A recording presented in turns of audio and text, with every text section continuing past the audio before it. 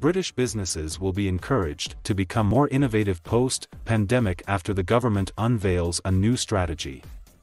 The innovation strategy will boost private sector investment across the UK and create an environment for British businesses to thrive after the COVID crisis, according to the Department for Business, Energy and Industrial Strategy.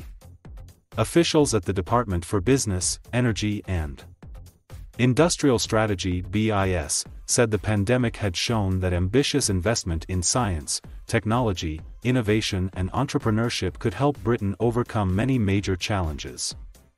BIS highlighted the UK's rapid vaccine roll-out, which utilised those in both the private and public sector, as a key example of innovation in a COVID-swept Britain. The innovation strategy, to be unveiled by the Business Secretary later today, will also be supported by an increase in annual public investment in research and development to £22 billion. The government hopes the spending increase will encourage those in the private sector to develop forward-thinking technology and ideas. Business Secretary Kwasi Kwarteng said, "The UK can look back on a proud history of changing the world through innovation.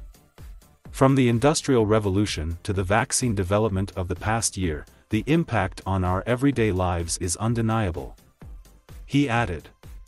But Kwarteng, who replaced Alok Sharma as Business Secretary in January 2021, also wants the UK to channel this innovative streak in the future.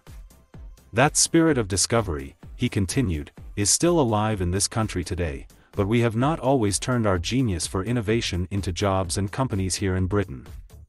The countries that secure leadership in such transformational technologies will lead the world, enjoying unrivaled growth, security and prosperity for decades to come, and it's our job to ensure the UK keeps pace with the global innovation race. Through this long-term plan, we want to rekindle our country's flame of innovation and discovery, helping businesses to seize the vast opportunities that innovation can bring. If we get this right, we can build the foundations for the new industries of tomorrow and ensure British firms are at the front of the pack to turn world-leading science into new products and services that are successful in international markets."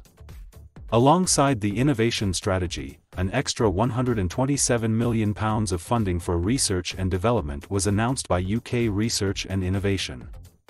The 5 new projects introduced will boost economic growth and create thousands of jobs across the UK, including in the Midlands, north of England, Scotland, Wales and Northern Ireland. This will cover various industries, from digital dairy farming to greener ceramics and the media to nano manufacturing. Dame Kate Barker, chair of the Strength in Places Fund panel which issued the investment, said, "These 5 projects have the potential to deliver research and innovation that will transform activity within their target industries, in a way that is deeply rooted in local strengths and well linked to wider local economic plans."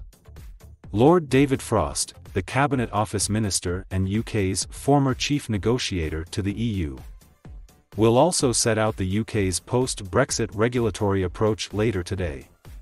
Frost and Kwarteng jointly devised Britain's post-Brexit deregulation plan.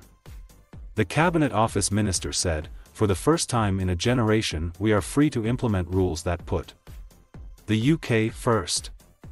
Kwarteng will declare the UK will make a distinctive breakaway from what Brexiteers claimed was the excessive use of the precautionary principle by the EU and instead adopt a proportionality principle going forward.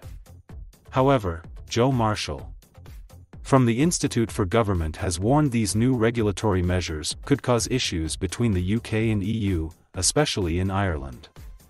In a paper published last month, the senior researcher claimed, divergence from EU rules in Great Britain could deepen the border down the Irish Sea, with Northern Ireland still obliged to follow many EU rules on goods.